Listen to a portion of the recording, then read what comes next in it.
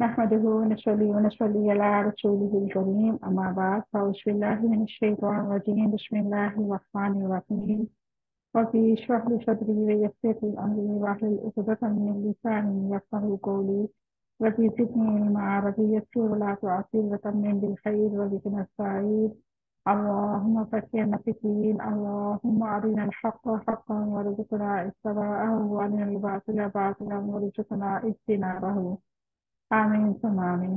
السلام علیکم ورحمۃ اللہ وبرکاتہ، کیسے ہیں آپ سب؟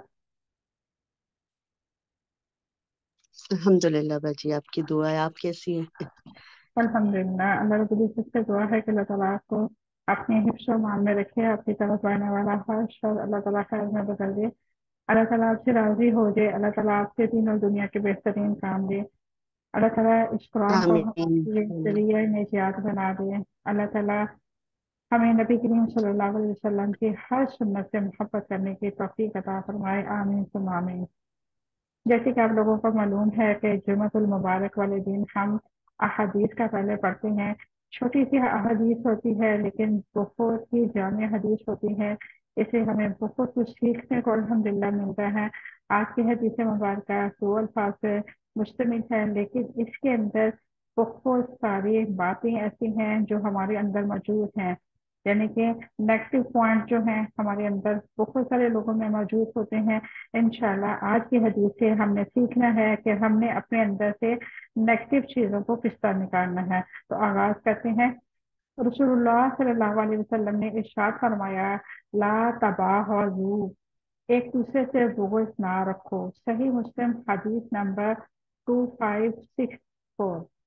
اس حدیث کے اگر ہم شرح صدر دیکھیں، اس کے معنی مفہوم دیکھیں تو اس حدیث مبارکہ میں نبی کریم صلی اللہ علیہ وسلم نے ہمیں ان باتوں کی طرف رہنمائی کی ہے جو ہم مسلمانوں پر واجب ہے، یعنی کہ ہم باہمی ایک دوسرے کے ساتھ محبت رکھیں، ایک دوسرے کے لیے اچھے انداز میں اور شرعی تقاضوں کے مطابق برتاؤ کریں، جو ہمیں بہترین اخلاق کی طرف لے جاتا ہے اور برے اخلاق سے ہمیں دور کرتا ہے۔ ہمارے اندر کیا ہوتا ہے کہ ہم ایک دوسرے کے ظاہری طور پہ بہت حسن اخلاق سے پیش آتے ہیں، ہم کیا کرتے ہیں، ہمارے دل میں کسی کے لیے کوئی بات ہو، کوئی ہمیں تیسرا بندہ 3% آ کے بتا دے کہ فلاں نے تمہارے بارے میں یہ بولا ہے، تو ہم بغیر اسی تصدیق کیے اپنے دل میں ان کے لیے بغض رکھ لیتے ہیں، اپنے بہن بھائی کے لیے بغض رکھ لیتے ہیں، اور وہ بغض جو ہوتا ہے اس قدر بڑھ جاتا ہے اور شیطان اپنا اٹیک اتنا زبردست کرتا ہے اس ٹائم ہم پہ کہ ہم یہ سوچنے سمجھنے کی صلاحیتوں کو ختم کر چکے ہوتے ہیں، اور ہم کہتے ہیں کہ یہ جو بندہ بات کر رہا ہے بالکل ٹھیک کہہ رہا ہوگا، ہاں وہ ایسے ہی میرے بارے میں سوچتا ہے، جبکہ نبی کریم صلی اللہ علیہ وسلم کی حدیث مبارکہ کا مفہوم ہے کہ اپنے بہن بھائی کے لیے آپ ہمیشہ اچھا گمان رکھو، اگر بالفرض کوئی ایسی بات آپ تک پہنچی بھی ہے تو آپ اس کو، یعنی کہ فرض کرے 100 دفعہ آپ نے وہ بات سوچنی ہے تو 99 بار آپ اس کو پازیٹیو سوچے، پھر ایک دفعہ اس کو نیگیٹو سوچے۔ تو اللہ رب العزت نے انسانوں کے لیے، ہم مسلمانوں کے لیے بہترین نمونہ جو ہے نبی کریم صلی اللہ علیہ وسلم کی اشرف حسنہ کو بنا کے ہمارے لیے پیش کیا، اور ہم کیا کرتے ہیں، ہم نبی کریم صلی اللہ علیہ وسلم کے سنت پہ عمل کرنا تو دور کی بات، ہم یہ جاننے کی کوشش یہ نہیں کرتے کہ جو ہم اپنے دل میں کسی کے لیے بغض رکھے ہوئے ہیں، کسی کے لیے کینہ رکھ کے بیٹھے ہوئے ہیں، کیا آیا ہمیں یہ رکھنا جائز بھی ہے کہ نہیں؟ کیونکہ جو انسان بغض یا کینہ رکھتا ہے وہ کہیں نہ کہیں اپنا ہی نقصان کر رہا ہوتا ہے۔ ظاہر سی بات ہے، جو انسان اپنے دل میں بغض رکھے گا وہ اس حساب سے دوسرے کے بارے میں سوچے گا، ویسی ہی رائے کام کرے گا۔ اپنے دل میں جب بغض ہوگا تو وہ کبھی بھی کسی اپنے مسلمان بہن بھائی کے لیے دعا گو نہیں ہوگا، اور جو انسان اپنے مسلمان بہن بھائی کے لیے دعا گو نہیں ہوتا تو وہ حقیقت میں اپنے لیے بھی وہ دعا گو نہیں ہوتا، کیونکہ نبی کریم صلی اللہ علیہ وسلم کی حدیث مبارکہ کا مفہوم ہے کہ اللہ رب العزت وہ انسان کی دعا کو جلد قبول کرتا ہے جو دوسرے کے لیے مانگی جاتی ہے۔ فرض کریں میں نے آپ لوگوں کے لیے دعا مانگی ہے کہ اللہ تعالیٰ آپ لوگوں کو علم نافع عطا فرمائے، تو آپ لوگوں کے لیے دعا قبول انشاءاللہ اللہ رب العزت کرے گا، ساتھ اللہ رب العزت مجھے بھی علم نافع انشاءاللہ عطا کرے گا، کیونکہ میں نے خلوص کے ساتھ آپ لوگوں کے لیے یہ دعا کی ہے۔ اسی طرح جب ہمارے دل میں بغض ہوگا تو ہم کیسے کسی کے لیے مخلص ہو کے دعا کریں گے؟ تو جو بغض ہوتا ہے وہ سب سے زیادہ اس انسان کے لیے نقصان دہ ہوتا ہے جس کے دل میں اس نے جگہ بنائی ہوتی ہے۔ یہ شیطان کا ایک وار ہوتا ہے جو ہمیں گمراہ کرنے کے لیے اور اپنے بہن بھائیوں سے دور کرنے کے لیے یہ ایک وہ وار کرتا ہے جس کی ذات میں ہم آ جاتے ہیں، کیونکہ جو ہے بغض اپنے بہن بھائیوں کو تکلیف دینے کی بجائے انسان کو خود سے زیادہ تکلیف ہوتی ہے۔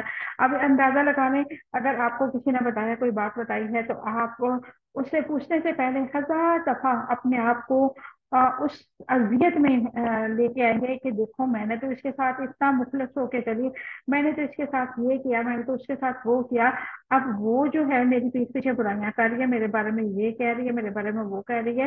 تو یہ کیا ہے، اس بندی کو نہیں پتا کہ آپ اس کے بارے میں یہ گمان کر کے بیٹھے ہوئے ہیں، یا اس بندی نے بیچاری نے اگر بات نہیں کی تو اس کو تو وہم و گمان میں بھی نہیں ہے کہ آپ کے دل میں اس کے لیے کیا بغض ہے، کیا آپ نے اس کے لیے کینہ پال کے رکھا ہوا ہے۔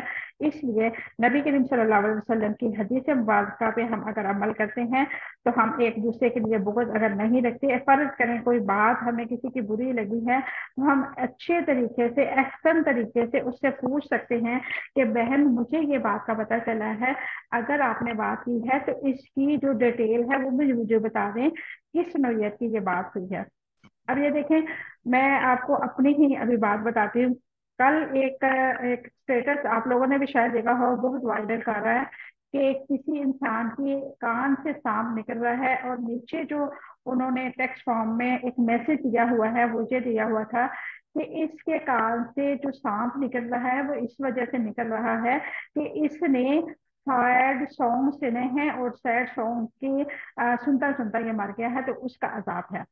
اب وہ چیز مجھے بھی بہت، یعنی کہ اللہ رب العزت کا خوف اس کا ایک دم سے میرے دل میں بھی اترا کہ اللہ اکبر، اللہ تعالیٰ ایسے بھی انسان کو عذاب میں یا کسی آزمائش میں مبتلا کر سکتا ہے، جبکہ اس بندے کے ساتھ کیا واقعہ ہوا ہم نہیں جانتے، لیکن اس کے نیچے مکمل لکھا ہوا تھا، اور وہ اتنا تیزی سے وائرل ہو رہی تھی، وہ ویڈیو اتنی تیزی سے وائرل ہو رہی تھی۔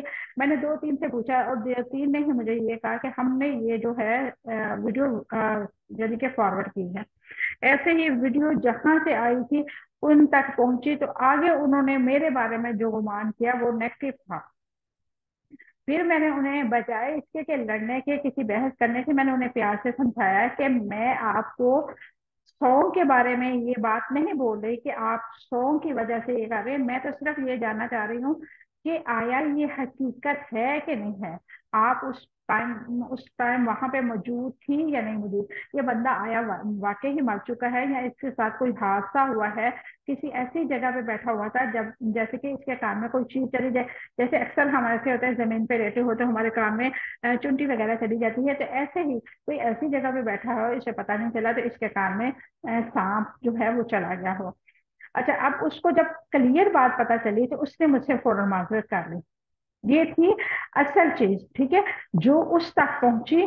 اسے میں نے جب پہلے پوچھا تو اسے لگا یہ کہ میں نے شاید سانگ سنتی ہوں، مجھے سانگ پسند ہے، اس لیے میں نے اس کو اس بات پہ نیگیٹو پوائنٹ میں اس کو رپلائی کیا ہے۔ جب میں نے اس کو یعنی ڈیٹیل میں بات کی اس کے ساتھ اور اس کو سمجھ آ گئی، اس نے فوراً معذرت کر لی۔ تو دیکھیں، ان کے دل میں بھی جو میرے بارے میں خیال آیا وہ بھی نکل گیا، اور میرے بارے میں جو میرے دل میں جو بات تھی میں نے بھی اپنی بات ان تک پہنچا دی۔ تو یہ ایک چھوٹی سی میں نے مثال دی ہے کہ اگر فرض کریں کہیں آپ کے ساتھ ایسا کچھ ہوتا ہے تو آپ بڑے اچھے طریقے سے، بجائے اس کے کہ لڑائی جھگڑا کرنے کے، بڑے اچھے طریقے سے، احسن طریقے سے ان سے بات کر سکتے ہیں، ان کو اپنی بات سمجھا سکتے ہیں۔ جب آپ کی بات کسی کو سمجھ آ جائے تو اللہ کا شکر ادا کریں کہ الحمدللہ میں نے اپنا فرض پورا کر دیا۔ تو الحمدللہ آج سے ہمیں اس حدیث مبارکہ پہ انشاءاللہ مکمل عمل کرنا ہے، اپنے دل میں کسی کے لیے بغض نہیں رکھنا، اور انشاءاللہ آج یہ حدیث ہم یاد کریں گے، اور منڈے والا دن انشاءاللہ اس کو سنا جائے گا، ٹھیک ہے؟ تو آج سے ہم دوسرا جو انشاءاللہ ہمارا لتباغض جی جی انشاءاللہ آپ سب اپنے دل میں ابھی عہد کریں کہ آج کے بعد ہم نے کسی کے بارے میں کوئی بغض نہیں رکھنا، اللہ تعالیٰ سے پختہ عہد کر لیں، ہاں، بنی اسرائیل والا عہد نہیں کرنا، انشاء پختہ والا عہد کرنا انشاءاللہ۔ چلے اللہ جی قرآن پختہ پاک کی طرف انشاءاللہ۔ چلتے ہیں، آج کی ہماری جو آیات ہیں وہ دیکھتے ہیں۔ اعوذ باللہ من الشیطان الرجیم، بسم اللہ الرحمن الرحیم۔ وَإِذْ اور جب اخذنا لیا ہم نے میثاقکم پختہ عہد تم سے، ورفعنا اور بلند کیا ہم نے فوقکم تم پر طور پہاڑ کو، خذو پکڑو ما جو آتیناکم دیا ہم نے تمہیں، بقوت مضبوطی کے ساتھ، وذکروا اور تم یاد کرو ما اس سے، فیہ ما جو، فیہ اس میں ہے، لعلکم تاکہ تم تتقو بچ جاؤ، ثم پھر تولیتم پھر گئے تم، من بعد ذالک اس کے، فلولا اگر تو اگر نہ ہوتا، فضل اللہ اللہ تعالیٰ کا فضل، ورحمتہ علیکم تم پر، ورحمتہ اور اس کی رحمت، لکن تم ضرور ہو جاتے تم من الحاصرین خسارہ اٹھانے والے میں سے۔ یہ الحمدللہ ہماری آیات تھی دو، اور اب ہم اس کے روٹ ورڈ دیکھتے ہیں۔ ورفانا اور بلند کیا ہم نے، رافع اس کا روٹ ورڈ ہے، فوقکم تم پر، فا واو کاف اس کا روٹ ورڈ ہے، طور پہاڑ کو، توا واو را اس کا روٹ ورڈ ہے، خذو پکڑو حمزہ خازا اس کا روٹ ورڈ ہے، بقوت مضبوطی کے ساتھ، کاف واو یا اس کا روٹ ورڈ ہے، تولیتم پھر گئے تم، لام جا اس کا روٹ ورڈ ہے، من الخاسرین خسارہ اٹھانے والوں میں سے، خاسرین را اس کا روٹ ورڈ ہے۔ اب ہم اس کی مختصر سی تفسیر دیکھتے ہیں انشاءاللہ۔ وَإِذْ أَخَذْنَا مِيثَاقَكُمْ وَرَفَعْنَا فَوْقَكُمُ الطُّورَ خُذُوا مَا آتَيْنَاكُمْ بِقُوَّةٍ وَاذْكُرُوا مَا فِيهِ لَعَلَّكُمْ تَتَّقُونَ، اور جب ہم نے تم سے پختہ عہد لیا اور ہم نے تم پر پہاڑ کو بلند کیا، جو ہم نے تمہیں دیا تھا اس کو مضبوطی سے پکڑ لو، اور جو اس میں سے ہے اس کو یاد کرو تاکہ تم بچ جاؤ۔ وَإِذْ أَخَذْنَا مِيثَاقَكُمْ وَرَفَعْنَا فَوْقَكُمُ الطُّورَ اور جب ہم نے تم سے پختہ عہد لیا اور ہم نے تم پر پہاڑ کو بلند کیا، اس کی کیا وضاحت ہے؟ اللہ رب العزت نے بنی اسرائیل کے اپنے آباء و اجداد کے برے اقوال کی وجہ سے ان پر رجوع تبیح کی، وَأَخَذْنَا مِيثَاقَكُمْ اور وقت دیا جب، اور وقت یاد کرو جب تم پر طور پہاڑ کو اوپر معلق کیا کر کے تم سے پختہ عہد لیا، ورفعنا فوقکم الطور اور طور کو تمہارے اوپر اٹھایا۔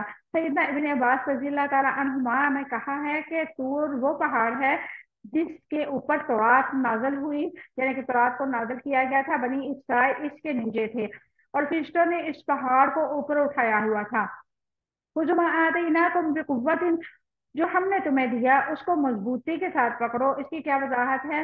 خُذُوا مَا آتَيْنَاكُمْ بِقُوَّةٍ جو ہم نے تمہیں دیا اس کو مضبوطی کے ساتھ پکڑو۔ حسن رضی اللہ تعالی حسن رحمہ اللہ نے کہا ہے یعنی کہ تورات کو مضبوطی کے ساتھ پکڑو، تورات یعنی کہ محنت اور کوشش اور اللہ تعالیٰ کے عمل پر صبر استقامت کے ساتھ پکڑو، یعنی کہ تورات کے تمام احکامات پر محنت، کوشش اور اللہ تعالیٰ کے حکم اور پر صبر استقامت، یعنی کہ اپنے دلوں کو مضبوطی کے ساتھ اس تورات پر قائم رکھو۔ وَاذْكُرُوا مَا فِيهِ جو اس میں ہے اس کو یاد کرو، اس کی کیا وضاحت ہے؟ ابو عالیہ رحمہ اللہ نے کہا یعنی کہ جو کچھ تورات میں ہے اسے سیکھو، اس کتاب کی تلاوت کرو، اس پر عمل کر کے اس کو یاد کرو، اس کتاب کو یاد کرو، اسے بلاؤ نہیں، اس میں غور و فکر کرو، بے شک ذکر دل سے کرو یا اس پر عمل کرو، جو کچھ تورات میں حلال و حرام ہو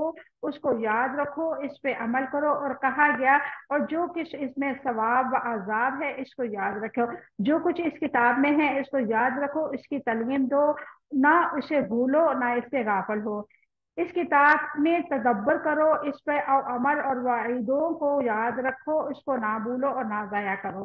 کتاب کو مضبوطی سے تھامنے سے مراد یہ ہے کہ اس کے احکامات اور ہدایات کو یاد رکھیں اور اس کے مطابق عمل کریں۔ یہ ساری چیزیں اللہ رب العزت نے تمام کتابوں کے لیے حکم جاری کیا ہے، یہ صرف تورات کے لیے احکامات نہیں ہے قرآن پاک کے لیے بھی یہی احکامات ہے، اس پہ غور و فکر کرو، اس کی تلاوت کرو، اس کے حرام حلال کو جانو، اس پہ عمل کرو، اس کے ثواب عذاب کو یاد رکھو، اور اس کی تعلیم دو، اور اس کو نہ بھولو اور نہ اس سے غافل ہو۔ اس کے جو اللہ تعالیٰ کے احکامات ہیں اس پہ عمل کرو، اور جو اس پہ اللہ رب العزت نے وعدے لی ہیں اس پہ اس کو یاد رکھو، اس کو بھولو نہ، اور نہ ہی اللہ تعالیٰ کے احکامات کو نظر انداز کرو۔ اللہ تعالیٰ کی کتاب کوئی بھی ہے، وہ تورات تھی، زبور تھی، انجیل ہے، یا قرآن پاک ہے، اب ہم تک پہنچا ہے الحمدللہ۔ قرآن پاک جو ہے ان سبھی کتابوں کی تصدیق کرتی ہے، اور ہم تک جو جو کتاب پہنچی ہے قرآن مجید الحمدللہ اللہ رب العزت نے اس کی حفاظت کا ذمہ لیا ہے، تو اس پہ شک و شبہ والی بات ہے ہی نہیں ہے کہ ہم کہیں کہ یہ بات تو پہلی امتوں کے لیے تھی، ہمارے لیے نہیں تھی۔ لیکن ہمیں یہ جاننا ہے کہ اللہ رب العزت نے قرآن پاک میں کیا فرمایا ہے، اس کے حساب سے ہم نے اس پہ انشاءاللہ عمل کرنا ہے۔ لعلکم تتقون، تاکہ تم بچ جاؤ۔ اس کی کیا وضاحت ہے؟ تاکہ تم اللہ تعالیٰ کے عذاب کے خوف سے اور اس کی ناراضگی سے بچو، اور ایسے کاموں کو چھوڑ دو جس کے اللہ تعالیٰ نے روکا ہے۔ اللہ تعالیٰ کی طرف سے طور کی وادی میں اتنا دہشتناک صورتحال کیوں پیدا کی گئی؟ اللہ تعالیٰ نے طور کی وادی میں کوہ طور کو اٹھا کے بنی اسرائیل سے عہد لیا تھا، اس طرح وادی طور میں دہشتناک صورتحال پیدا کی گئی۔ اس کی وجہ یہ تھی کہ بنی اسرائیل اس کی قوم کے افراد تھے جنہوں نے نیکی کی بات کو کم ہی قبول کیا تھا، اپنے بھائیوں کو قتل کر دیا، انبیاء علیہ السلام کو قتل کر دیا، ان کو مار ڈالا، ان کے ساتھ زیادتی کی، اللہ تعالیٰ کی نافرمانیاں کرنا اپنا شیوا بنایا ہوا تھا، اور نہ ہی ان میں سے تھے جنہوں نے اللہ تعالیٰ نے، ان میں ہی سے بہت سارے لوگ تھے جن کو اللہ تعالیٰ نے بندر اور سور بنا دیا تھا۔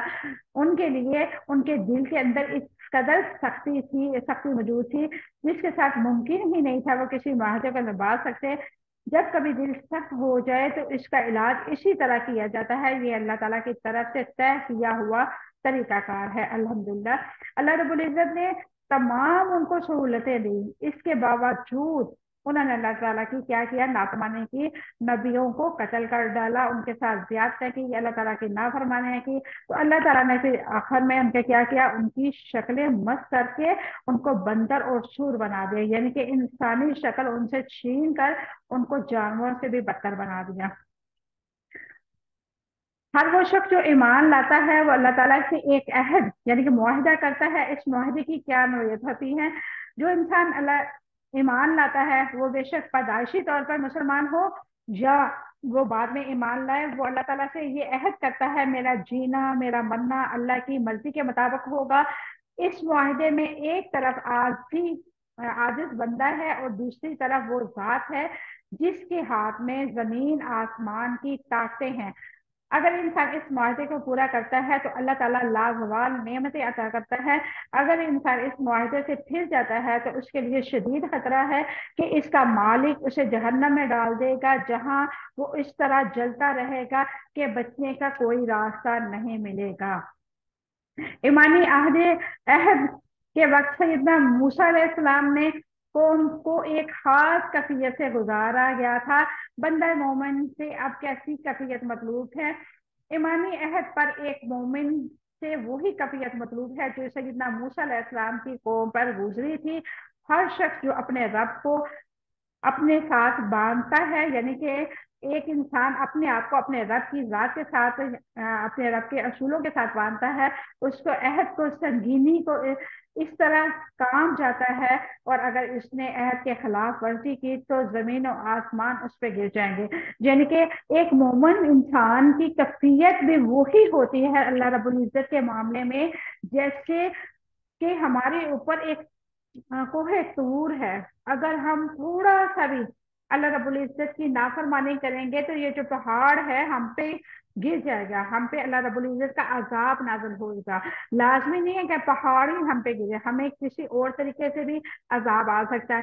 جو انسان اپنے دل میں اللہ رب العزت کی یہ کیفیت رکھتا ہے کہ اللہ رب العزت کے ساتھ میں نے معاہدہ کیا ہے، میں نے معاہدے کی خلاف ورزی نہیں کرنی، اور میں نے یہ معاہدہ پورا کرنا ہے ہر حال میں، اللہ رب العزت مجھے دیکھ رہا ہے، نہ میں چھپ سکتا ہوں اور نہ میں چھپ کے کوئی ایسا اعمال کر سکتا ہوں جس سے میں اپنے رب سے بچ سکوں۔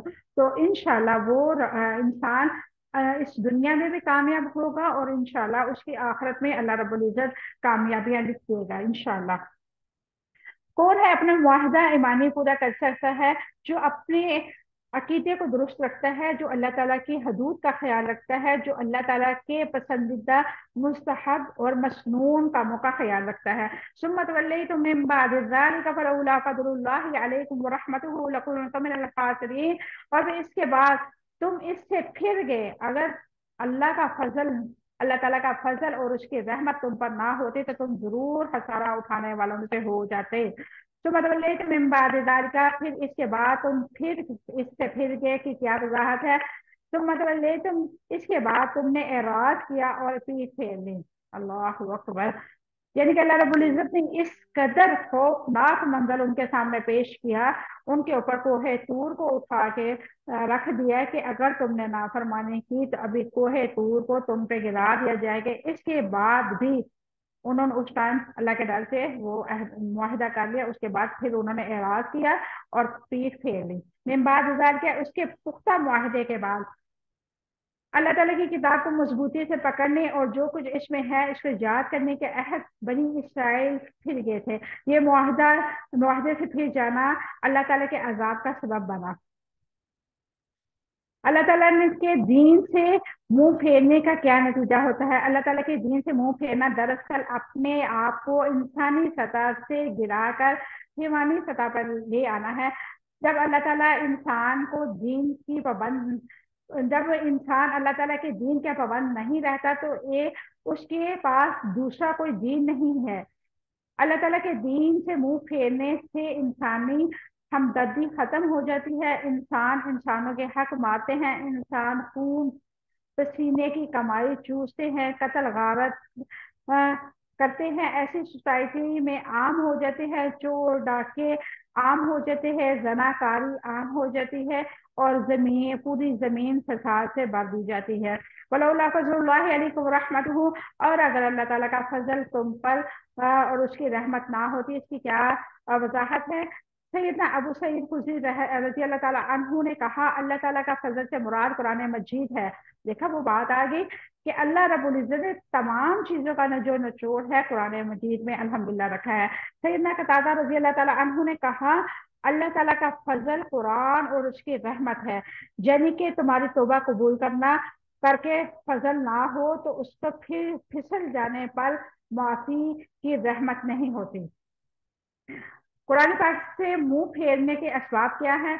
लोग कुरान हकीम को अपने लिए गैर जरूरी समझते हैं। वो ये महसूस करते हैं उनका उन्हें कोई फायदा होने वाला नहीं है। वो ये महसूस करते हैं इसको पढ़ने से हमारी जिंदगियों के अंदर कोई ऐसा मामला होने वाला नहीं है जिससे हमें कोई फायदा नसीब होगा। वह महसूस करते हैं कि इसे छोड़ देने से हमें कोई नुकसान नहीं होने वाला। अल्लाह अकबर। हमारे माशरे में 80% लोग जो हैं उनकी सोच यही है कि कुरान पाक को बच्चों को सिर्फ छोटी उम्र में पढ़ा देना जरूरी है। इसके बाद बच्चे सिर्फ और सिर्फ दुनियावी तालीम को फोकस करें, क्योंकि दुनियावी तालीम हासिल करना बेहद जरूरी है। कुरान पाक एक दफा हमने बच्चों को पढ़ा दिया, बच्चे अब पढ़े ना पढ़े ये हम पे फर्क नहीं रहता। हम कहते हैं कि बस हमने अपना फर्ज पूरा कर दिया, हमने अपनी छोटी सी उम्र में बच्चों को कुरान पाक पढ़ा दिया है। अब वो जो है मसरूफ हो गए, उनकी जिंदगियां जो है मसरूफ हो गई हैं, उनके स्कूल कॉलेजेस इस कदर मसरूफ है, उनकी जो रूटीन है इतनी टफ है कि वो कुरान पाक के लिए टाइम नहीं निकाल सकते। तो वो क्या करते हैं, कुरान पाक को छोड़ ही नहीं देते, इसके अहकामात को भी भूल जाते हैं। और अल्लाह रब्बुल इज्जत ने उन लोगों के लिए क्या फरमाया है? लकुम तुम मिनल खासिरीन, और तुम जरूर खसारा उठाने वालों में से हो जाओगे। अल्लाह रब्बुल इज्जत ने क्यों फरमाया? ये सिर्फ सैयदना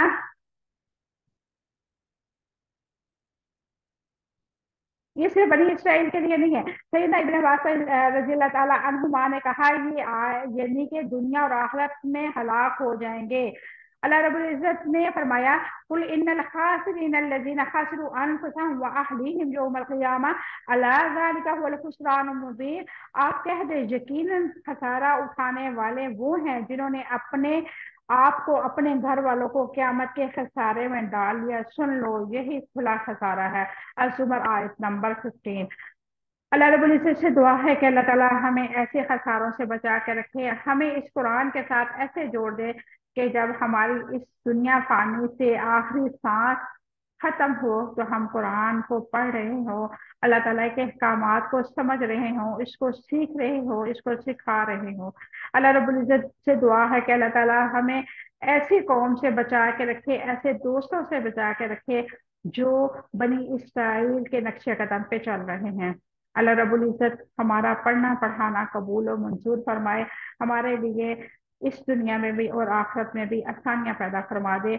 अगर हमसे कोई कमी कोताही हो गई है तो अल्लाह ताला हमें माफ फरमाए। व आखिर दावाना अल्हम्दुलिल्लाहि रब्बिल आलमीन, सुब्हान रब्बिक रब्बिल इज़्ज़ति अम्मा यसिफून व सलामुन अलल मुरसलीन वल्हम्दुलिल्लाहि रब्बिल आलमीन। अस्सलामु अलैकुम व रहमतुल्लाहि व बरकातुहू।